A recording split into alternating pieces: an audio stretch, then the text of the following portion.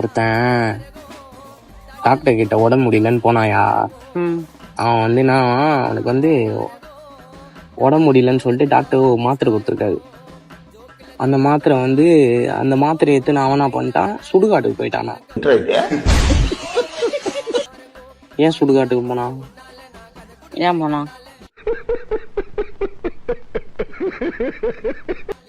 தெரியலையா? சரில தப்பு பண்ணிட்டீங்க சிவாஜி. உங்களை ஏதாவது பண்ணணும்.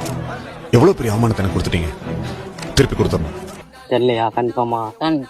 A few moments later. புரியல, தெரியல. ஏன்னா வந்து ஆவி பிடிக்கிற மாத்திரை எழுதி கொடுத்தாராம் டாக்டர். அதனாலயா? ஐயோ சாமி வேற இதெல்லாம் ஒரு இது கேவலமா இருந்துச்சு.